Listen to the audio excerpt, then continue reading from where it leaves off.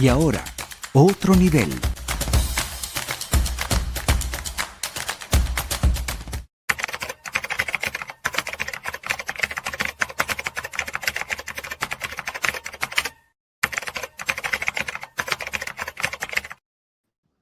Nuestro ilustre gran amigo, el doctor Omar Estacio. Caramba, un gran abrazo, bienvenido. Doctor Estacio, buenos días. Bueno, muchas gracias por permitirme arrimarme al Mingo y a Erika. Así es. Gracias por no dejarme afuera. Muy bien. Mira, nosotros hemos promocionado este encuentro contigo para comprometerte en tratar dos temas sustantivos importantes, significativos en el menú del desayuno informativo. Los venezolanos desamparados sin TPS, en una especie de limbo migratorio. Y el otro tema, que es un gran tema, es las lecturas y los análisis que tú nos puedas brindar de tus investigaciones, del mensaje que puedan estar dando los resultados de las recientes elecciones en los Estados Unidos. Vamos a comenzar por los venezolanos y el TPS, porque creo que es un tema que causa mucha mortificación. Lo primero es lo primero. Los venezolanos, los compatriotas que están padeciendo pues este limbo jurídico. Pero todo no es malo. Estados Unidos es signatario de la Convención Internacional sobre Refugiados. Esa convención creo que se celebró en el año 52 y Estados Unidos no fue signatario, pero después esa convención tuvo varias enmiendas a las cuales se adhirió Estados Unidos y Venezuela también. Esa convención establece el principio que se denomina non-refoulement. ¿Qué significa eso en francés? No devolución. Ningún país puede devolver a deportar a una persona al sitio donde su libertad o vida corra peligro. Entonces, aquí hay una contradictio in adjectio, como decimos los abogados. Por un lado, tenemos la situación que todos conocemos, que el gobierno de los Estados Unidos ha desplegado una operación militar suficientemente intimidatoria y ha acusado al gobierno de Venezuela de narcotraficantes, etcétera, etcétera. Y por la otra, bueno, la amenaza de deportación a estos compatriotas que entraron legalmente y que se les dio estatus y que ahora, dentro de una facultad que tiene el gobierno discrecional y que la está ejerciendo el gobierno del presidente Trump, de no prorrogar esta protección, pero no lo puede mandar para Venezuela, hermano, porque tú tienes aquí una convención que te lo prohíbe y tú mismo estás diciendo que la situación en Venezuela, más allá de las cuestiones políticas, está muy complicada, está aconsejándole a los nacionales de Estados Unidos no viajar a Venezuela. Sí. Entonces, si ellos mismos están diciendo que es un lugar peligroso, entonces, ¿cómo tú vas a mandar 600.000 personas a un sitio que no solamente tú lo consideras peligroso, que le dices a tus nacionales y a tus residentes que no vayan a ese lugar, sino que además está siendo objeto de una operación militar cuyas connotaciones conocemos, pues? Entonces, ¿qué claro, es lo pero que...? no me acuerdo cuál fue el funcionario, Omar, que mencionó que más bien Venezuela había mejorado en algunas condiciones y en algunas cosas y por eso justificarían el envío de venezolanos a Venezuela, pues, ¿no? Pero porque eso lo mencionamos aquí en el programa, eso fue así. Sí. Bueno, pero yo quiero decir una cosa. ¿Qué deben hacer o qué debemos hacer los venezolanos que estamos aquí? Los que no tengamos fragilidad inmigratoria, como es el caso de este servidor, denunciar lo que está pasando. Denunciar, quejarnos, llevar este mensaje a la opinión pública. Los venezolanos que estén en una situación de fragilidad. Yo he sugerido a varias organizaciones de compatriotas desarrollar y le he dado ideas desarrollar una aplicación de manera que los venezolanos que no tengan recursos económicos, porque el problema es que tú te vas a un abogado de inmigración y fijan unos honorarios que no todos los compatriotas pueden pagar. Es verdad. Entonces, ¿qué pasa? Que muchas veces estas personas se van vamos a curandero en el asunto. A veces las iglesias tienen un servicio muy valioso, pero no se dan abasto y tampoco, entonces van a paraligas, a gestores y tal. Entonces yo he insistido en esto de primero reiterar las denuncias públicas y privadas de esta situación y en segundo lugar tratar de paliar esta imposibilidad económica de defenderse con vigor. Yo sí creo que dentro de todas las dificultades que genera esta situación de no prórroga del TPS, hay vías jurídicas. Lamentablemente, el primer efecto que produce esta declaratoria es que le quita la posibilidad de trabajar legalmente a esta considerable cantidad de compatriotas. Quizás no lo puedas deportar vía express, de lo cual este servidor se ha quejado varias veces y ha denunciado. Cuando el señor Trump empezó que había una guerra por el tren de Aragua, y perdónenme si me autocito, yo le saqué un artículo, ¿cuál guerra, señor Trump? Que lo publiqué en la prensa aquí de todas partes. Sí, Dije que eso era una redada, una vulgar redada, que por lo demás, este tema del tren de Aragua, desde el punto de vista criminológico, se ha enfocado con una gran demagogia y con una gran irresponsabilidad, porque esta situación fue comprobada por organismos policiales científicos de Estados Unidos que dictaminaron que los delincuentes que se hacían llamados, se decían que formaban parte del tren de Aragua, no se les había demostrado en ningún caso que recibían instrucciones de Venezuela. De manera que si un grupo de malandros, y perdonen la expresión, se van para un sector y se declaran que ellos son del tren de Aragua para intimidar a la población civil y para intimidar a las demás bandas, para decir, mira, no toques ese territorio porque eso es del tren de Aragua. No son de ningún tren de Aragua, son unos malandros, sí, como no unos delincuentes. Pero en la connotación que se le quiso dar fue una connotación, yo quiero decir que aquí hay comunicadores que les molestó mucho esta posición que yo tuve.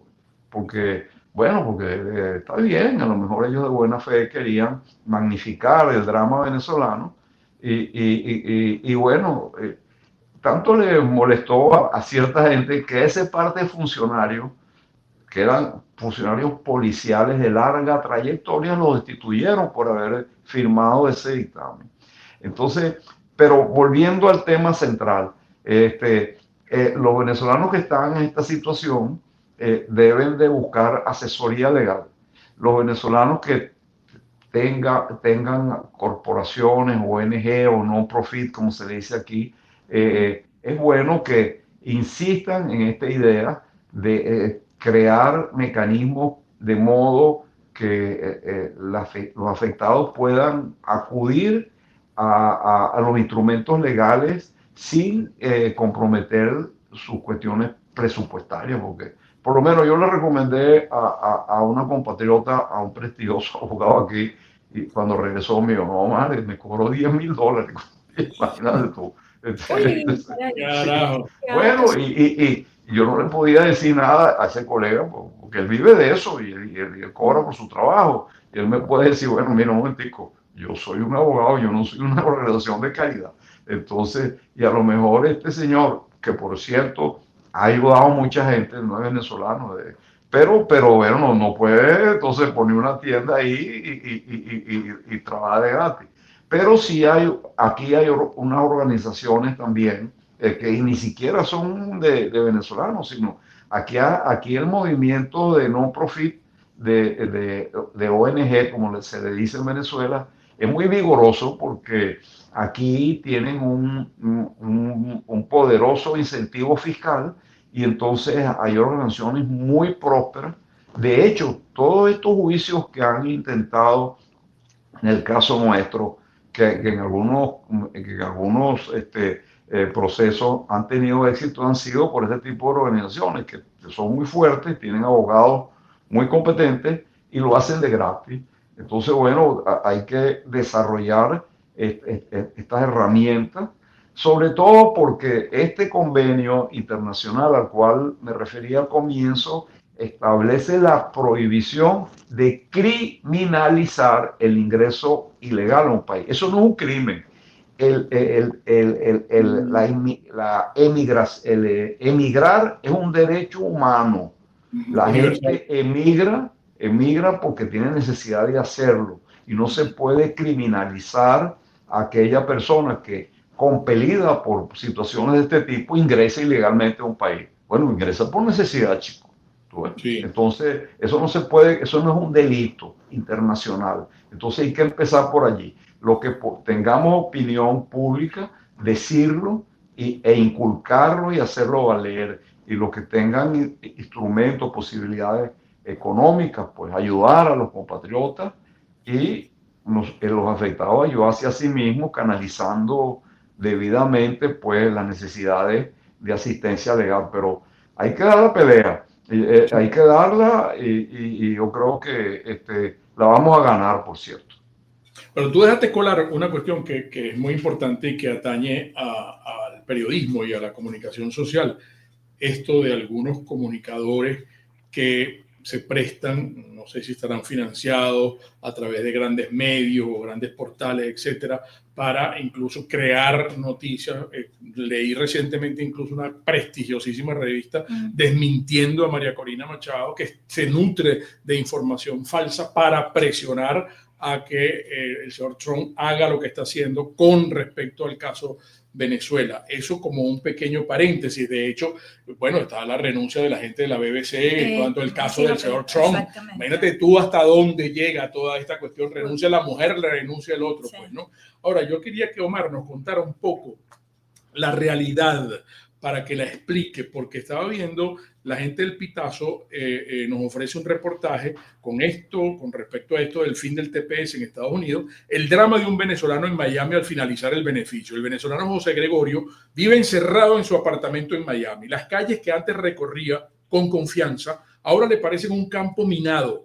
Cada día es una batalla silenciosa contra la ansiedad, contra la incertidumbre, contra la posibilidad de ser deportado tras el fin del TPS. Es decir, en ese mientras tanto que tú explicas muy bien, donde hay unas organizaciones, la iglesia, etcétera, etcétera, que pueden mediar o proteger de alguna manera a esa persona que por esta finalización del TPS lo puedan agarrar. Realmente en una esquina pueden hacer una redada y agarrar, mira, aquí ¿dónde están los papeles? Dame acá tus papeles, mira, tú no estás, vámonos, lo montan en un avión y lo mandan para Venezuela. ¿Eso es así o no es así? Bueno, lo están haciendo, pero eso es arbitrario porque fíjate bien que este servidor, en el mismo caso de las barcas, planteaba lo que ahora ustedes dijeron en la parte anterior, en el segmento anterior, el debido proceso. Aquí la enmienda 14 a la Constitución de los Estados Unidos establece el debido proceso. Tú no puedes ajusticiar a alguien sin seguir el debido proceso, porque yo creo que, no, un momentico, vale, darle el derecho a la defensa.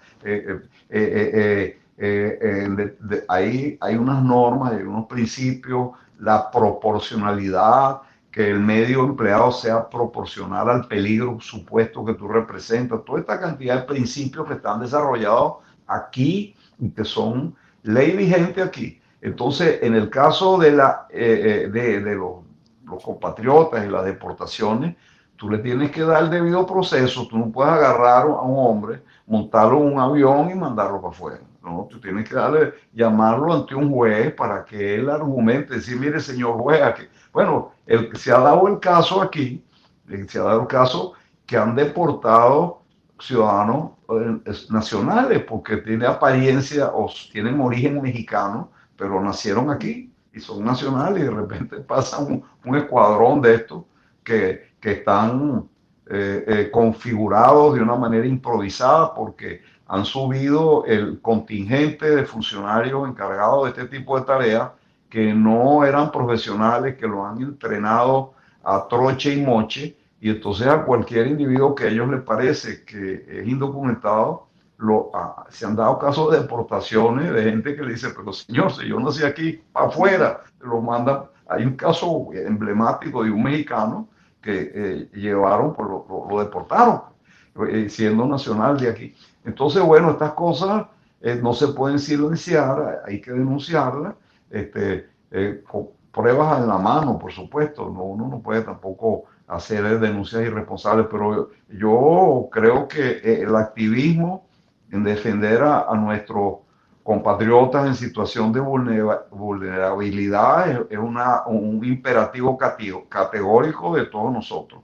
Y en lo que yo pueda, lo estoy ejerciendo, y me consta pues que aquí hay muchos que también lo hacen, y estamos dando esa pelea. Doctor Estacio, le preguntan si podía explicar sobre este beneficio del TPS. En principio tienen fecha de vencimiento, se otorga por 2 años, tengo entendido, ¿no? Sí. Eso después vino el gobierno de Donald Trump, elimina ese beneficio, pero bajo otras condiciones, ¿qué hubiese ocurrido? El beneficio dura 2 años y los que reciben ese TPS podían renovarlo o tenían que buscar en el lapso de 2 años cómo cambiar de estatus migratorio. Bueno, lo que ocurre generalmente con estas protecciones es que tradicionalmente aquí se ha otorgado protecciones a los ciudadanos de ciertos países, no solamente por razones políticas, sino a veces por catástrofe que hay, por lo menos en una nación, un gran terremoto, un fenómeno telúrico y tal. Entonces se le da una protección que se ha dado mucho, por ejemplo, en el caso de los ciudadanos de Haití, etcétera, etcétera, y eso se le va prorrogando a las personas. Hay en ese trayecto beneficiarios que emprenden determinadas actividades que le permiten optar a estatus ya definitivo, porque el TPS es provisorio, pero hay casos pues que dependiendo de la actividad que tú despliegues aquí, puedes entonces pedir una residencia y eventualmente, después de que cumpla el tiempo reglamentario, pedir la nacionalización. Pero claro, la tradición aquí es que estas protecciones se dan y se mantienen mientras el peligro persiste. Entonces yo quisiera preguntarle a cualquier persona, ¿es que la situación de crisis, sin entrar a calificar en la situación de Venezuela, pues, allá hay una situación crítica? Ayer nada más el secretario general de la OEA, quien no ha sido un individuo muy crítico del gobierno de Nicolás Maduro. Bueno, pero ayer este señor reconoció que Venezuela está viviendo una situación de crisis socioeconómica. Entonces, nadie ha dicho que la crisis se haya superado. Entonces, ¿cómo es posible? Bueno, y habló de crisis de gobernabilidad y habló de crisis de transparencia electoral. Pues. Bueno, y yo repito, yo insisto, Estados Unidos le recomienda a sus nacionales no viajar a Venezuela, y la advertencia es una advertencia muy condimentada, porque dice no viaje allá porque allá lo pueden privar a usted de la libertad de una manera arbitraria y lo desaparecen y nosotros no lo podemos proteger. Entonces, ¿cómo es la cosa? Le dices a la gente que no vaya y por otro lado pretendes mandar a 500,000 de venezolanos de vuelta para allá. Entonces, eso hay que denunciarlo por lo menos. Y al que no les guste que uno lo denuncie, bueno, hermano, lo lamento, que se tome un vaso de agua para que se le pase, pero yo creo que Gandhi decía que cuando uno vea una injusticia, trata de repararla con tus propias manos. Si no puedes repararla, denúnciala. Y si no puedes denunciarla, decía Gandhi, llévala en lo más profundo de tu corazón. Como no hemos llegado a esa etapa, estamos denunciándola. Mira, bueno, vamos a tratar de vincular estas dos cosas. ¿Qué crees tú con tu olfato, conociendo las leyes en Estados Unidos? Trump estará metido en un gran berenjenal con respecto a esto de las lanchas. Ayer nuevamente Erika hablaba de estas 2 lanchas adicionales. Se habla entonces de ejecuciones extrajudiciales. Hay gente en el Congreso que ha exigido explicaciones. Se presenta Marco Rubio, tienen una reunión a puerta cerrada. ¿Qué con tu olfato crees tú que pueda, dónde va a desembocar todo esto con relación a la presidencia y a la figura política del señor Trump? Y por otra parte, ya hablando de este otro segundo tema que te comprometíamos a ti, esta política migratoria del presidente Trump ha hecho que la gente en estas recientes elecciones haya apelado al voto castigo y Trump no haya sido beneficiado en muchísimos estados donde requería. Es decir, si las elecciones fuesen este domingo allá otra vez en Estados Unidos, como que no ganaría el presidente Trump. Hay algunos analistas que coinciden en señalar, concha, el voto joven y el mismo voto latino fueron los que le dieron ese espaldarazo a Trump para que llegara a la Casa Blanca. En este momento como que las cosas no son así, producto de toda esta política. Bueno, mira, yo les voy a recomendar a los oyentes. Hay una página aquí muy importante que se llama realclearpolitics.com. Esta es una página con mucha prosapia. Yo por lo menos le tengo gran respeto. En esta página se recopilan todas las encuestas importantes de los Estados Unidos. Entonces tú te metes ahí de gratis, realclearpolitics.com. Eso tiene tiempo existiendo. Entonces, claro, los que veníamos siguiéndole los pasos a las tendencias, sabíamos que el señor Trump o el gobierno del señor Trump y el Partido Republicano iba a ser derrotado en las encuestas más importantes, en las elecciones más importantes que se celebraron el martes pasado. El martes pasado ganó en Nueva York un outsider, ¿no?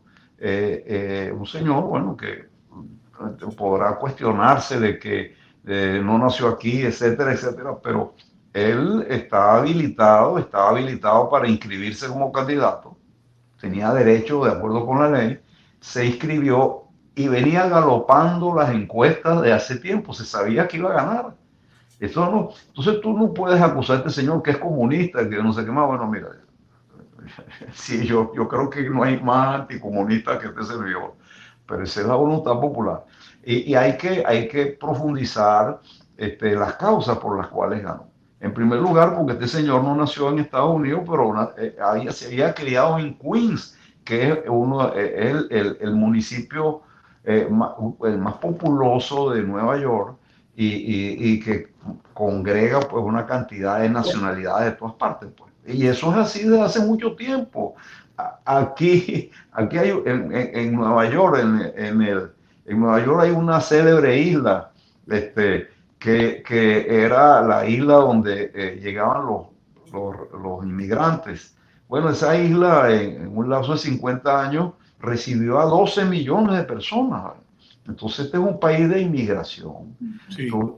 De allí, pues que evidentemente este señor ganó unas elecciones y el Partido Republicano, por razones, no sé cuáles serán, estaba tan desprovisto de aceptación que prácticamente no llevó candidato, porque tenía un candidato que habían presentado. Allí la votación se dividió entre este señor que lo postuló el Partido Demócrata, Cuomo, que era republicano, que era demócrata, y corrió contra Mamdani en la interna y perdió y se lanzó como candidato.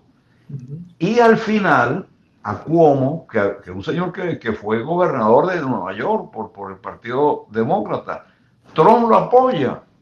Trump y el Partido Republicano apoya a Cuomo para derrotar a quien ganó a la postre, y también igual los derrotó. Entonces allí hay una tendencia electoral que hay que respetar, porque estamos en una democracia o no estamos en una democracia.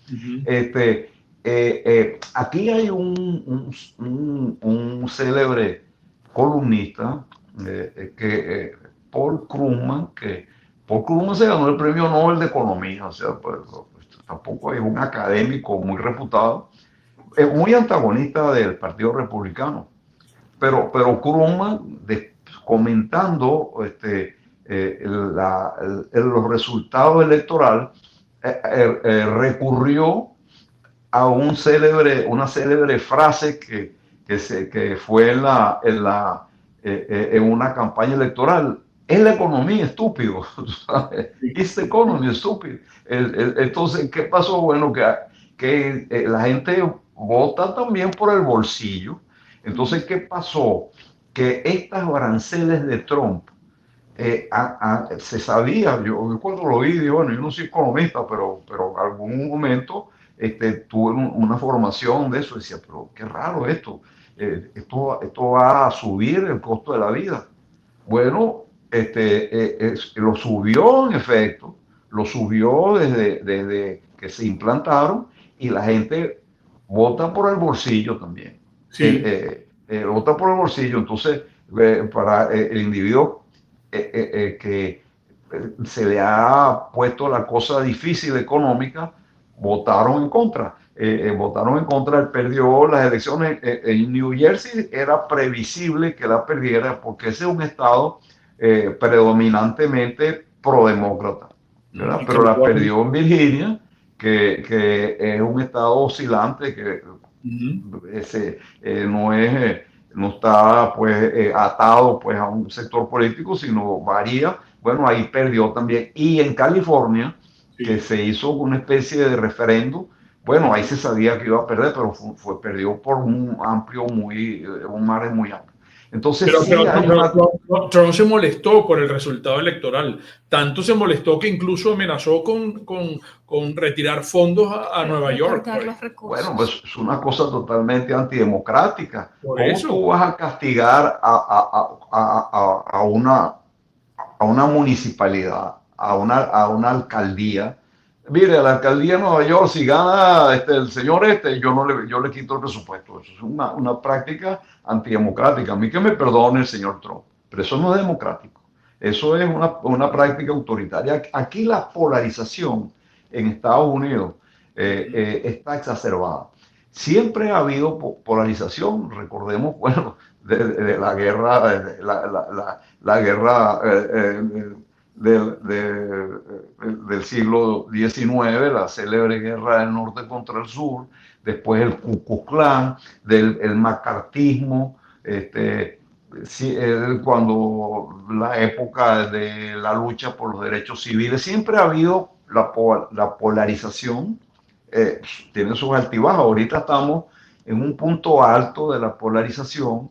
Ahorita es lo que se llama el grupo woke, que son los que se llaman los individuos liberales que han tratado de reivindicar unas pretendidas situaciones de desigualdad, en que, bueno, desde los negros, los inmigrantes, los ecologistas, los LGJ, exacto, bueno, que son unos grupos pues que ellos consideran que están siendo discriminados, y está el grupo anti-woke. Aquí en el estado de Florida, el gobernador aprobó una ley que se llama así, ley anti-woke, y prohibió en las bibliotecas, restringió en las bibliotecas la literatura, determinada literatura.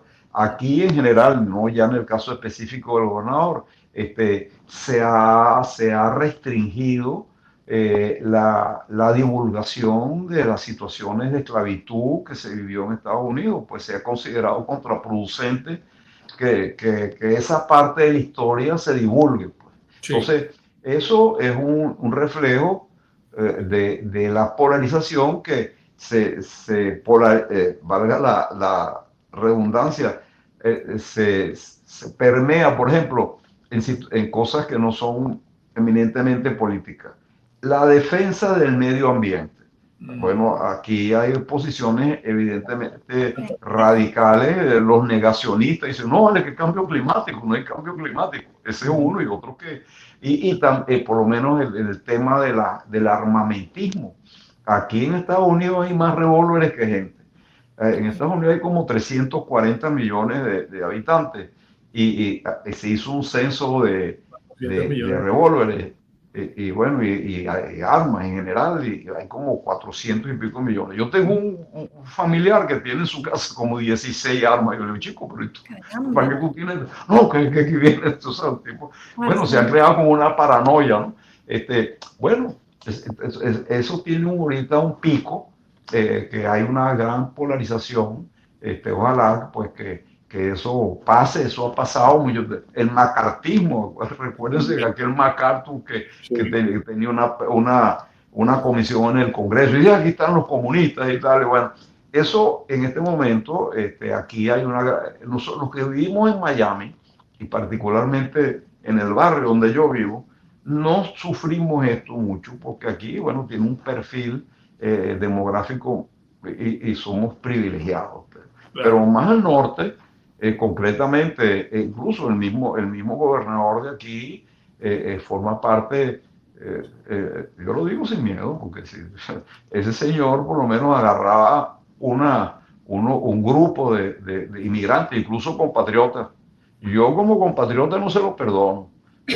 Y lo montaba en un autobús y lo mandaba para Washington. ¿Qué es eso, chico? Eso es un delito haber montado a la fuerza una cantidad de ciudadanos y sacarlo de aquí. Pero bueno, entonces, claro, hay situaciones que pueden ser comprensibles porque ya digo, es un terreno abonado y hay una cultura, pues, que una sociedad muy heterogénea también. Qué difícil. Entonces, pero bueno, esta polarización, ojalá pase, que tiene, pues, como yo decía, raíces profundas. En Venezuela teníamos, era un país donde aparentemente no existía eso, pero yo creo que todos los humanos tenemos, así como tenemos microbios internos, tenemos humores internos negativos. Y todos los tenemos ahí. A veces uno tiene instinto que nada más le provoca el fulano. Entonces, si te exacerban eso, todos llevamos eso, lo tenemos latente ahí. Si te exacerban eso, a veces gente que son muy decentes se convierten en monstruos. Claro. Yo creo que las sociedades también tienen esa. Yo no creo que los venezolanos hayamos cambiado en 180 grados en los últimos 25 años. No, convivíamos mejor antes que ahora, pero teníamos esos humores internos medio aplacados y ahora se han exacerbado. Eso en todas partes, ese es mi punto de vista. Ojalá pues que aquí, así como sube, las cosas bajen.